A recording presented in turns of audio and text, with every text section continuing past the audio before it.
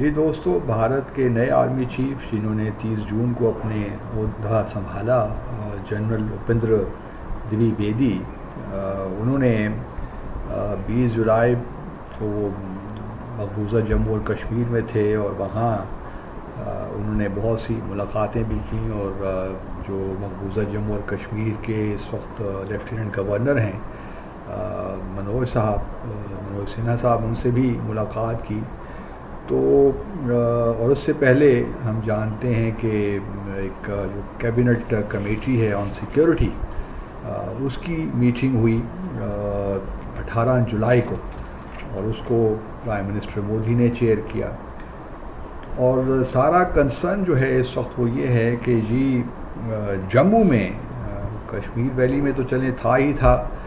لیکن اب یہ کہا جا رہا ہے کہ جموں میں بہت سے ایسے اٹیک ہو رہے ہیں، اور جو فریڈم فائٹرز ہیں یا مجاہدین ہیں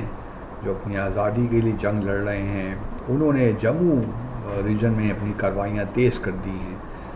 جس کے نتیجے میں ہم دیکھتے ہیں کہ اور جو یہ آفیشیل اکاؤنٹس ہی ہیں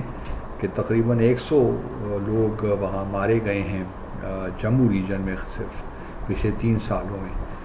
تو اس کو لے کر کافی کنسرن ہے، بلکہ پچھلے ہفتے سے پہلے تو 4 واقعات ایسے ہوئے جس میں ڈوڈا بھی شامل تھا اور ریاسی بھی تھا، جس میں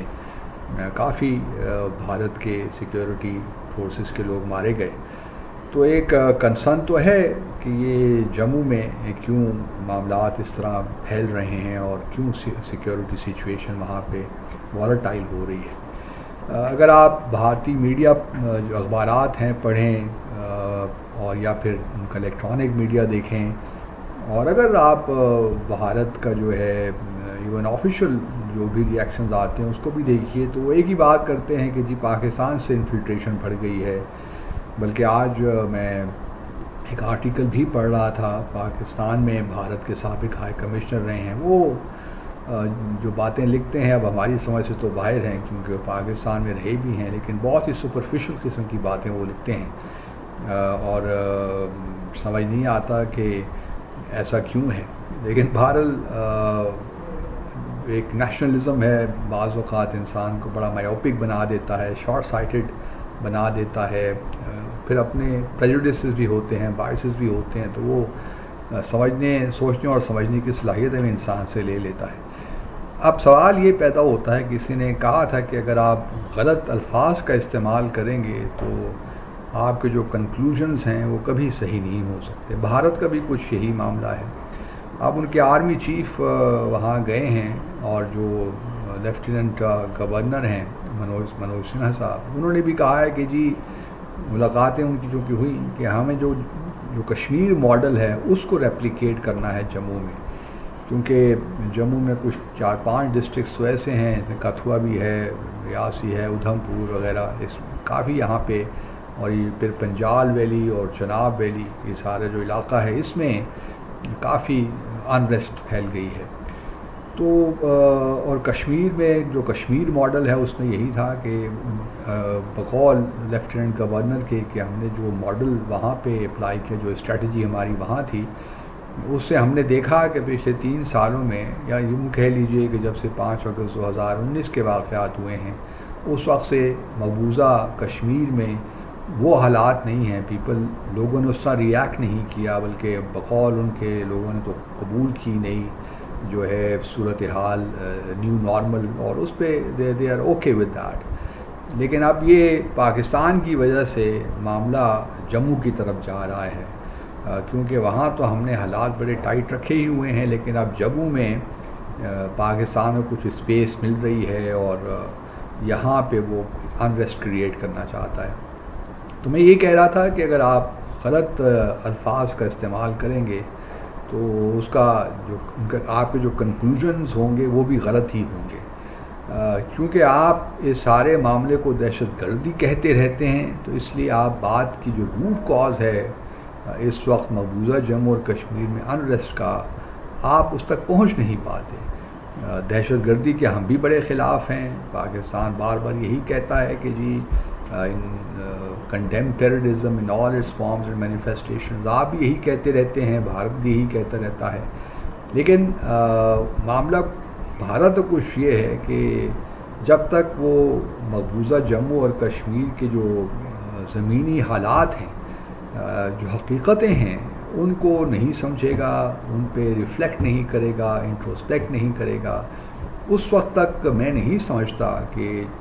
بھارت صحیح معنوں میں جموں اور کشمیر میں امن لا سکتا ہے. اور یہ امن جنگ سے بھی نہیں ہو سکتا, کیونکہ جب تحریکیں اٹھتی ہیں اور لوگ اپنی آزادی کی بات کرتے ہیں تو پھر اس میں دیر جلد یا بدیر ہو سکتی ہے. کبھی تحریکیں 50 سال چلتی ہیں, کبھی 100 سال چلتی ہیں, کبھی 200 سال چلتی ہیں, لیکن یہ تحریک چلتی رہتی ہیں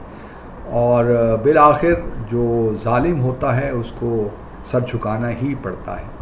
اس معاملے میں بھی ایسا ہی ہوگا. اس میں بھارت کو شک نہیں کرنا چاہیے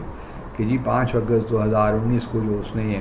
اقدامات لیے, بس اس کے بعد تو اب ہم نے ایک فیٹ اکمپلی دے دیا ہے پاکستان کو, تو اب کچھ بات چیت کرنے کو نہیں ہے.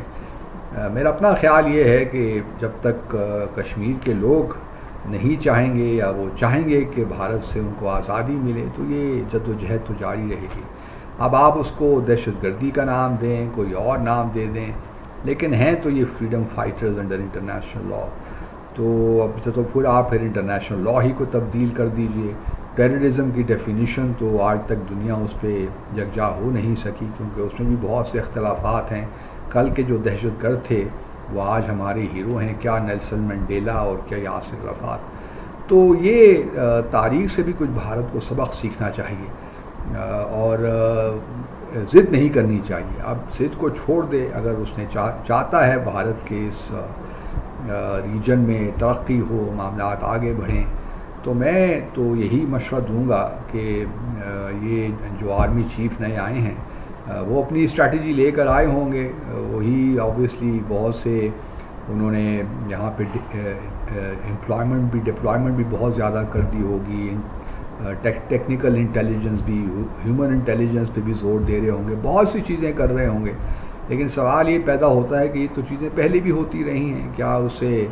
آزادی کا زور ٹوٹ گیا ہے؟ اپس اینڈ ڈاؤنز آتے رہتے ہیں لیکن زور ٹوٹتا نہیں ہے. وہ ایک اسٹریٹجی کے تحت تحریکیں اپنا.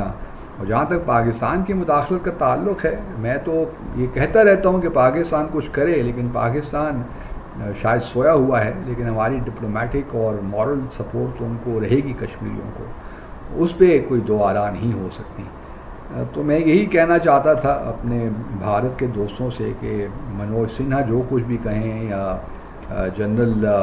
دویویدی جو بھی کہیں, یا پرائم منسٹر مودی جو کچھ بھی کہیں, یا امت شاہ بھی جو کچھ کہیں, ان سے اب کوئی فرق نہیں پڑتا. کویسچن یہی ہے کہ آیا آپ معاملے کی نزاکت کو سمجھتے ہیں, اصل حقیقت کیا ہے اس کو سمجھتے ہیں, اس کے مطابق پھر آپ آگے بڑھنے کی کوشش کرتے ہیں.